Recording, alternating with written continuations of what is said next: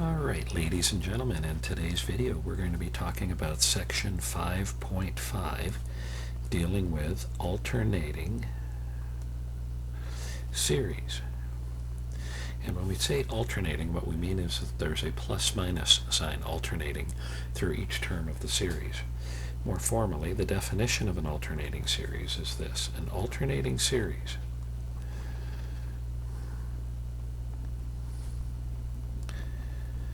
is of the form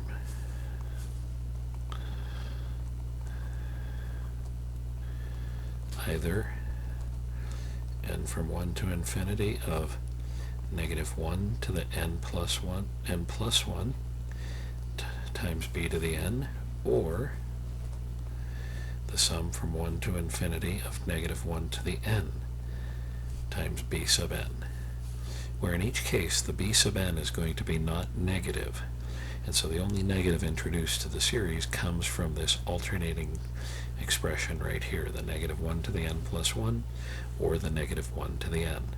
So what this would look like is if when n is 1 you'd get -1 squared. That would be a positive multiplying b sub 1. When n is 2 you'd get -1 cubed, or a -1 multiplying your b term, and so on and so forth. Whereas in down here, when n is 1, you start out -1 to the 1 power is negative. And then when n is 2, it turns positive and alternates from there. So in other words, it doesn't matter whether you start out positive or negative. All that matters to have an alternating series is that you have the alternating plus-minus signs. And in each of these cases, the b sub n terms are not negative. Okay? So the only negative comes from that alternating pattern. Okay? So an example of this: the alternating harmonic series.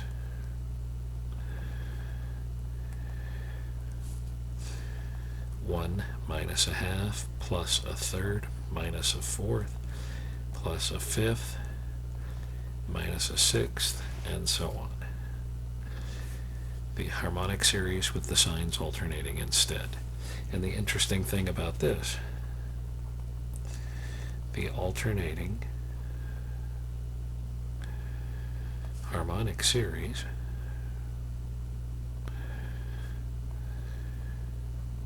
converges.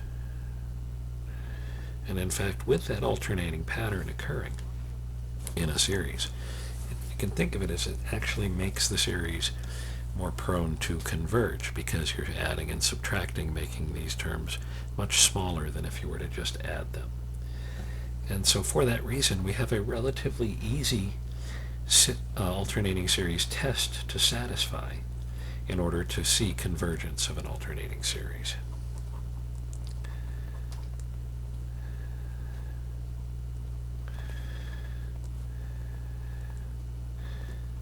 So given an alternating series, meaning this or this,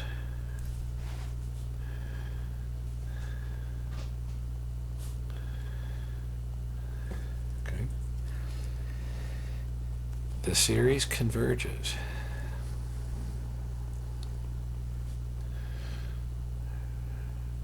if the following are satisfied. First, this relationship must hold for the terms of the b sub n, parts without the plus-minus sign alternating. Okay? That the n plus 1 term is less than the nth term, and all of the terms are not negative. And the second thing that must hold is when you take the limit of b sub n, it goes to 0. In other words, what we need to be true is that the b sub n part of this has to be non-negative, has to be decreasing, and has to go to 0 in limit. If you satisfy those three conditions, then the series converges. Now we can also come up with a very easy remainder estimate for the partial sums.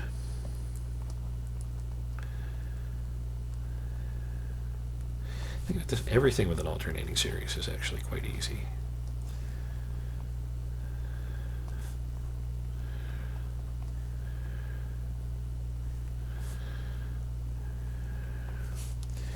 And it simply says the difference between the sum of an alternating series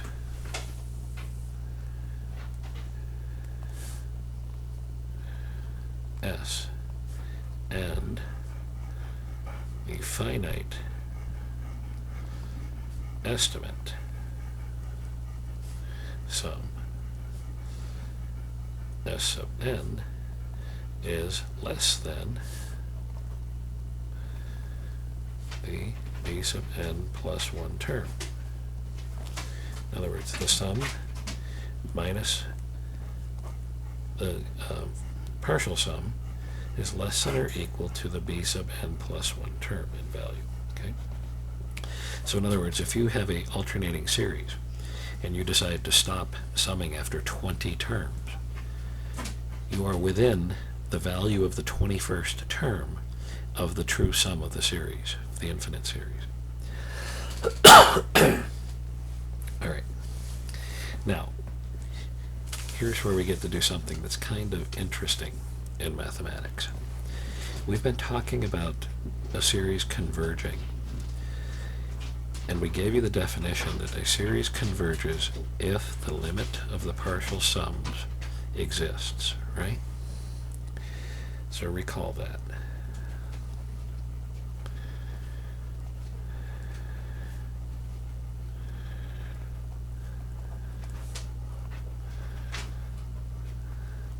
You do this, limit of the partial sums, and if that equals some limit value, then we say that the series converges. Okay? Well, this is actually only one type of many different types of convergence that we have in mathematics. This is the convergence called convergence in limit, or limit convergence. Okay? And that's only one type of convergence that we actually have in mathematics. Now, you don't get to talk about a lot of different types of convergence in mathematics in typical undergraduate math courses, but we do get to introduce you to one other type of convergence that plays an important role, and that's this called absolute convergence. And so let's give you the definition of another type of convergence that a series can have. Okay? So definition. We say a series has absolute convergence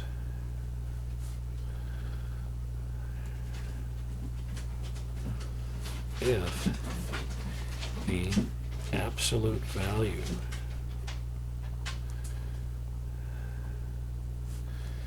of each term when summed converges.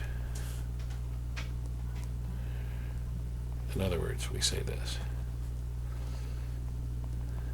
This series has absolute convergence if this converges.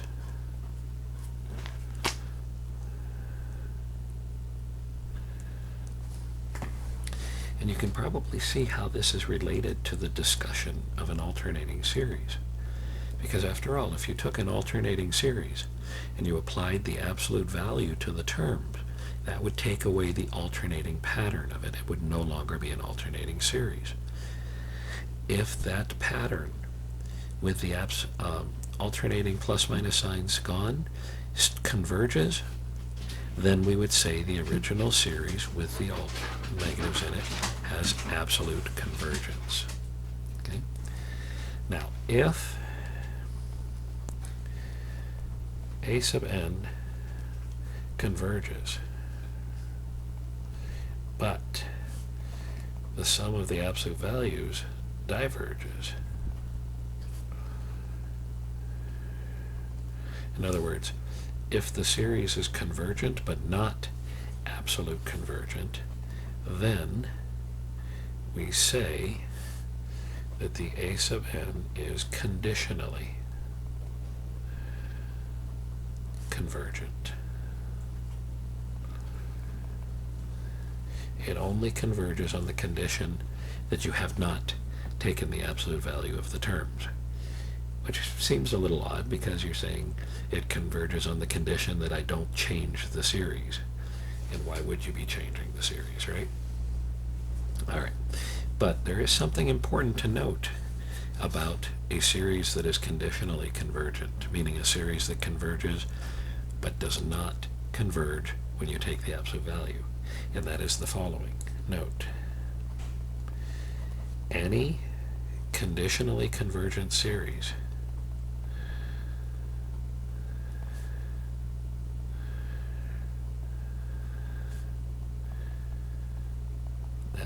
conditionally convergent means it converges, means it sums to some value. Any conditionally convergent series can be rearranged to sum to any value you choose. So suppose you had a conditionally convergent series that summed to 2. I could rearrange the terms of that series and make it sum to 3 or 4 or negative 10 or 1,000. Anything I wanted it to sum to, I could make it sum to that, simply by not throwing away any terms, not adding any terms, just rearranging the order in which I do the summation process. And that's kind of a strange behavior, isn't it, to have that? And basically what that's telling you is not that you should do this, but that you should be aware of this problem with conditionally convergent series and not rearrange them. Okay? Don't rearrange conditionally convergent series.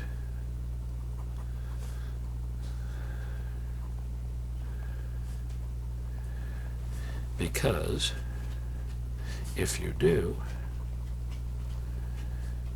you will get the wrong, in quote, sum. Okay? So, you cannot just rearrange terms on a conditionally convergent series. You will change the value of the series. All right? All right, so let's take a look at some of the exercises now, starting with number 250, where the author asks us for this following series, and this is the sum from 1 to infinity of negative 1 to the n plus 1 times n over n plus 3. So this is an alternating series, right? And the author asks us the following. Does this series converge absolutely? Does this series converge conditionally? Does this series not converge at all? Okay.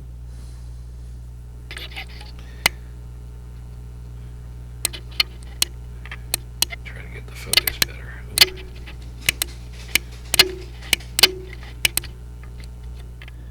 Ooh, there we go. That's a little better. Sorry about that. Now, the reason we're asking about these in the order in which we do is because of this simple fact. Absolute convergence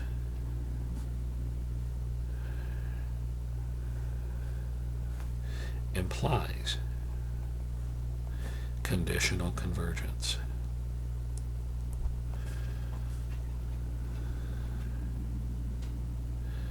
Which simply means that if your series converges absolutely, then you know it also will converge conditionally, meaning without the absolute value. Or sometimes we would say this, absolute convergence implies convergence. Okay?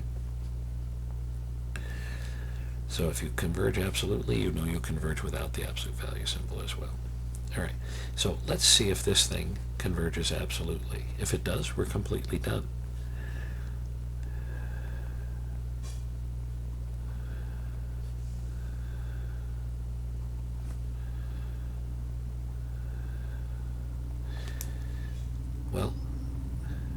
when you take the absolute value of these terms, that simply wipes away the alternating negatives, leaving you with n over n plus 3.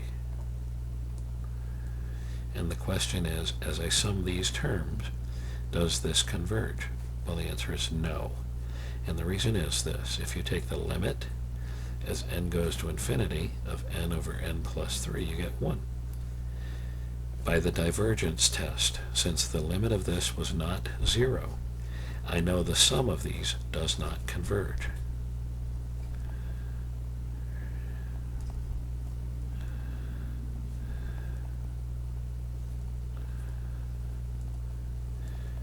So we are not absolutely convergent.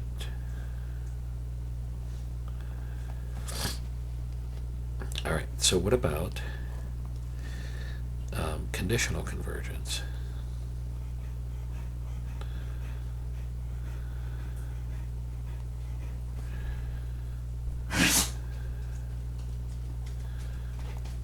In other words, does the alternating series converge?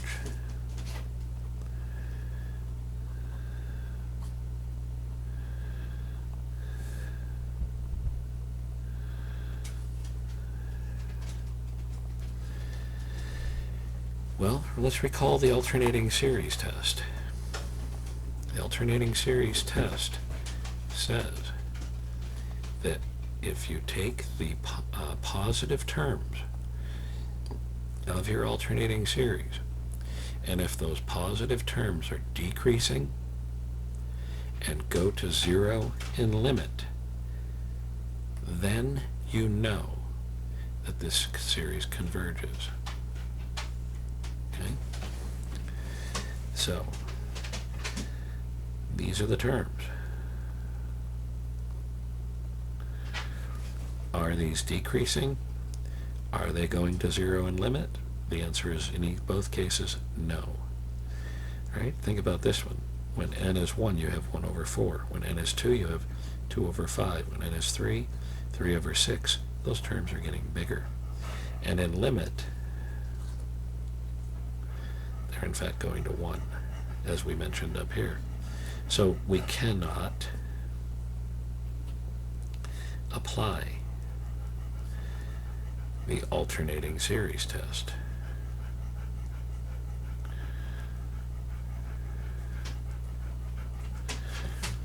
Okay? We have not satisfied the hypotheses of the alternating series test. We're not allowed to apply it. So the question is, does this converge? And the answer is, I don't know. I tried the test for the alternating series. I'm not allowed to apply it. So unless I can come up with some other way of analyzing this alternating series to determine if that it converges, I am out of luck. I don't know what this does. Okay? And that's just the way it is. Okay? All right, let's take a look at problem number 252 next. There we go, 252.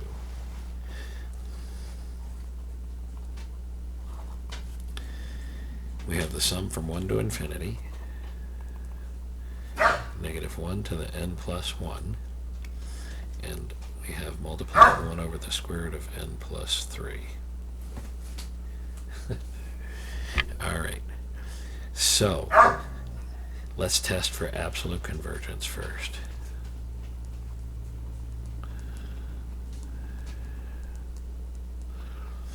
That means we take the absolute value of this, wiping this apart, and then we say this. Do these converge? Well, they certainly go to 0 when n goes to infinity, so the divergence test fails to inform us of what this is doing. Okay? So let's think of what else we could do. Well, what does this look like? Compare to, think about it, as n gets large, that plus 3 is inconsequential compared to this. Meaning, let's do a limit comparison test.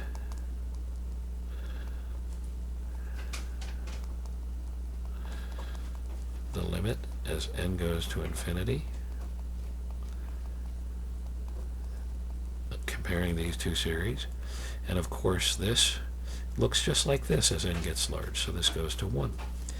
And when the limit is 1, or any other finite value that's not 0, what that tells you is both series have the same behavior for the limit comparison test.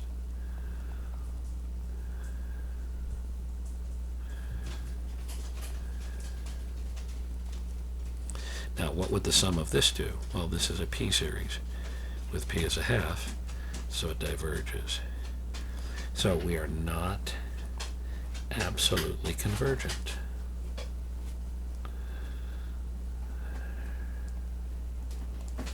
Okay. Are we conditionally convergent?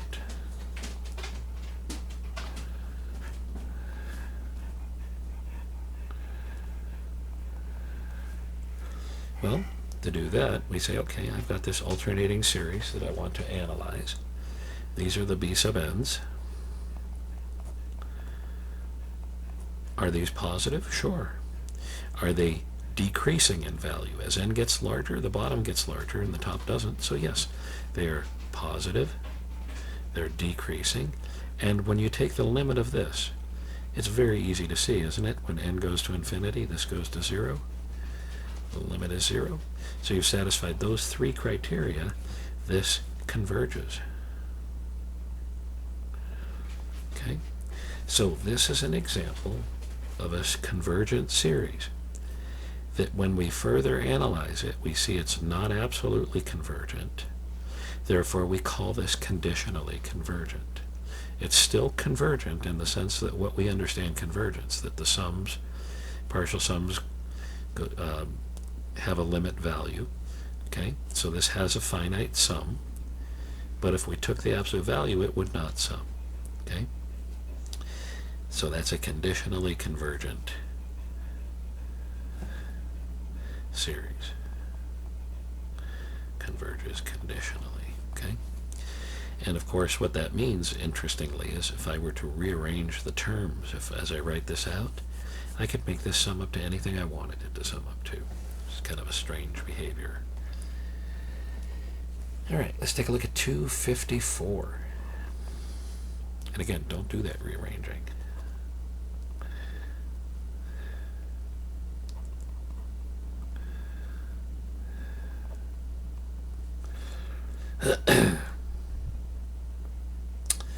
All right. So what about this one? Well, let's test it for absolute convergence.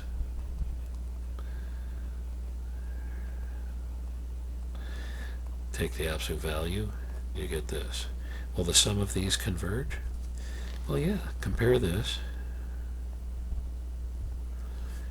to 1 over n squared, which converges. And you can do the limit comparison.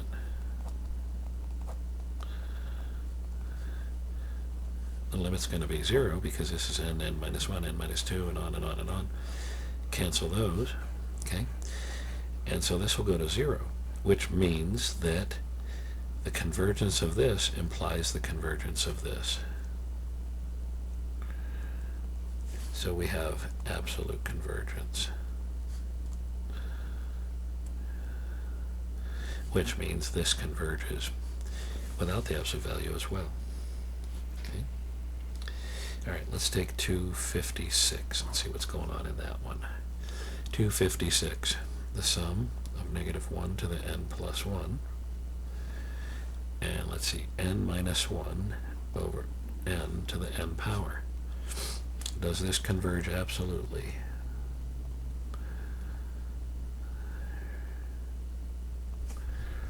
Well, the b sub n would be this. And what I would be thinking is, you know what, let's try the divergence test. Let's see what the limit of this thing is.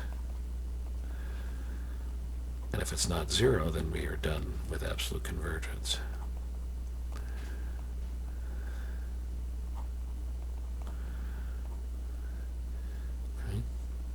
So I want to compute this limit.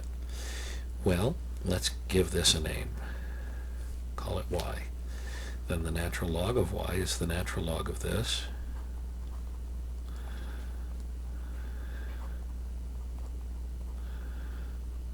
And I can pass the natural log inside of the limit. and also bring the n down in front. Oops, in front of the natural log. There we go. Okay. Now, this n can be brought to the denominator as a reciprocal. ln, I need the ln of this thing.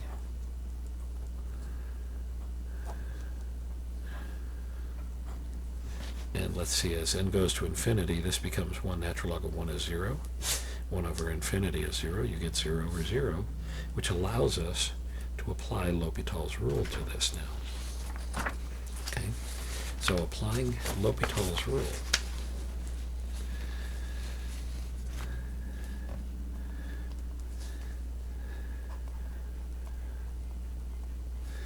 L'Hopital's rule applied to this. I take the derivative of the top over the derivative of the bottom. Well, the derivative of the bottom is negative 1 over n squared. The derivative of the top is the quotient rule, right? Right? It's the derivative of this over this. So the quotient rule is going to be applied to this. So the derivative of n minus 1 times n minus n minus 1 times the derivative of n divided by the bottom squared. Okay, all divided by this. Okay, these cancel. N minus n cancels.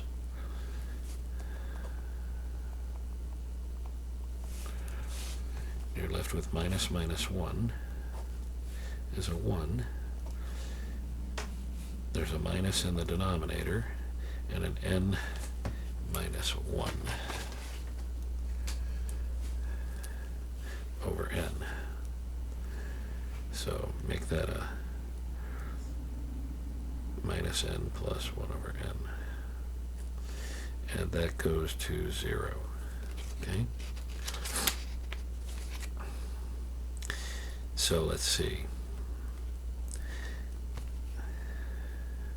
Natural log of y is 0 means y is e to the 0 is 1. The limit of this is 1. Divergence test says diverges. So this is not absolutely convergent.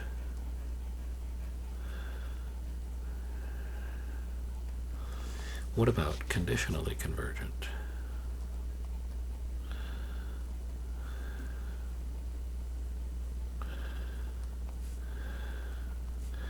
The b sub n again is n minus 1 over n to the n. And the question for conditional convergence would be, these are positive, are they decreasing? And are they going to 0 in limit? Well, what about that limit of going to 0? We just did that. It was 1, so no. Can't apply alternating series test. So another case where I don't know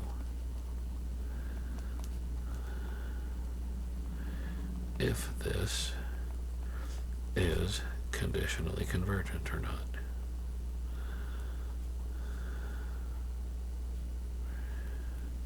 I know it's certainly not absolutely convergent, but I don't know if it's conditionally convergent or not because I can't apply the alternating series test to it. All right, just a couple more to go through here. It's a fairly short section. Let's take a look at 262, I think.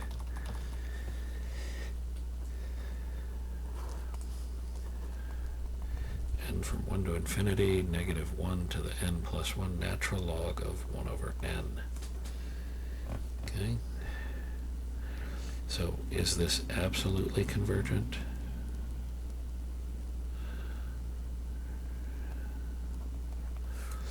Well, the b sub n is the natural log of 1 over n.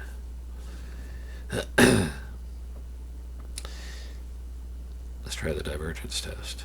The limit as n goes to infinity of the natural log of 1 over n, that's the natural log of 0 is minus infinity. which means you didn't get 0, so it diverges. So it's not absolutely convergent. What about conditionally convergent? Again, the b sub n is the natural log of 1 over n. These are positive. Certainly for n is 1 or greater, these are non-negative, right? Are they decreasing? Yeah. As n gets larger, this fraction gets smaller. You're taking the log of smaller numbers, you're getting smaller values. Okay, so positive, decreasing. What about the limit? Does the limit go to 0?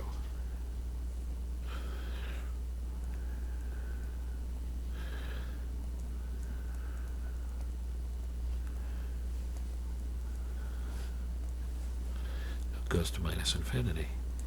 So I don't know,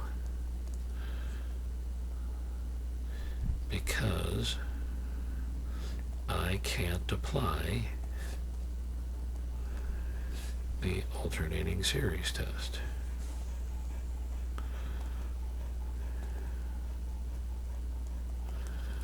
Okay. All right, let's try problem 270. The last one of these problems where we're trying to test for absolute convergence, conditional convergence, and so on.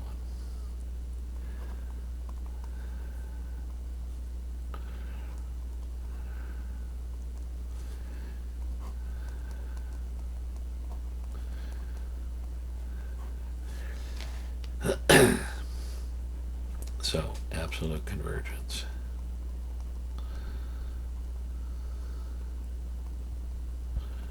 Well, the author gives you a hint. He says, you know what, when you see this form here, rationalize this, meaning multiply it by n plus 1 square rooted plus square root of n over square root of n plus 1 plus the square root of n, so that you get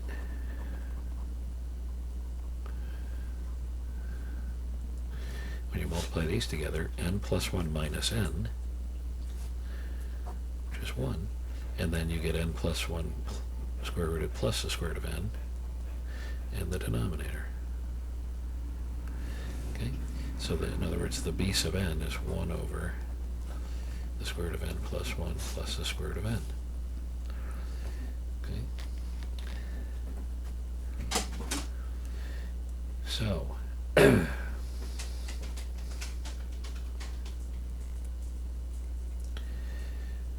what does this look like compared to 1 over 2 square root of n, which is a p-series with p as a half, so this diverges. Okay, and compare it to this in limit.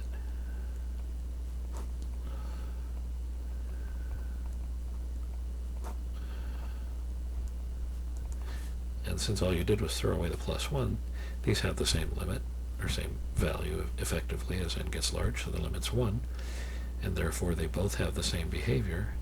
In this case, they both diverge. So we do not have absolute convergence.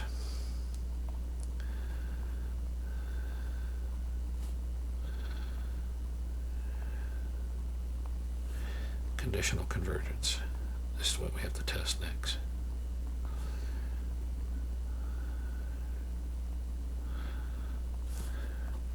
Remember, the b sub n is 1 over square root of n plus 1 plus the square root of n. And the question is, for these positive terms, yes. Are they decreasing as n gets larger? Of course. And as n goes to infinity, do these go to 0? Yes. So we have convergence of the alternating series.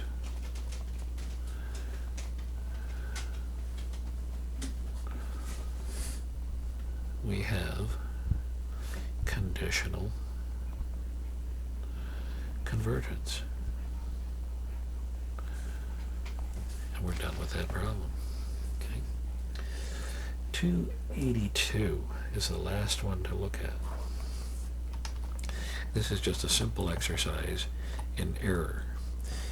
So the author says, in each of the following problems, use the estimate that the remainder term is less than or equal to the nth plus 1 term to find the value of n that guarantees the sum of the first n terms differs from the infinite sum by at most the given error. So in 282, the sum of the terms, 1 over the square root of n. So that's an alternating series that you took this from, and that was the positive part of it. And you want the error to be less than 10 to the minus 3, which is 1/1000th, of course. Okay? Well, the error is less than the n plus 1 term. So you want 1/1000th to be less than, or equal, to 1 over the square root of n plus 1. And you're solving that for n. Okay? So that means you want, if you were to flip these, 1,000 to be bigger than or equal to the square root of n plus 1. Error 1/1000th, b sub n, for the n plus 1 term is 1 over n plus 1. Okay, so let's see, if I square this, 1,000,000,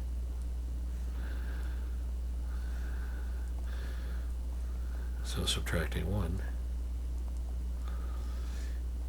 I know that if I sum up 999,999 terms of the alternating series with this, that the error that I get, meaning the difference between that finite sum and the infinite sum, is less than 1 in 1,000. Okay? All right, so that's it for alternating series. It's usually, students find this to be a quite simple test to apply. The hypotheses to satisfy are pretty easy. The one thing in this section you have to get used to is this idea of absolute convergence being asked about as well. And there's a good reason we introduced the concept of absolute convergence. It's the foundation of our next chapter, in fact. All right, so I believe we have just one more section to go through in this chapter on the ratio and the root tests. And once we have those tests in place, then we'll be able to start using these series for their true purpose for us in calculus, okay? All right, so knock that homework out. If you have any questions, please let me know.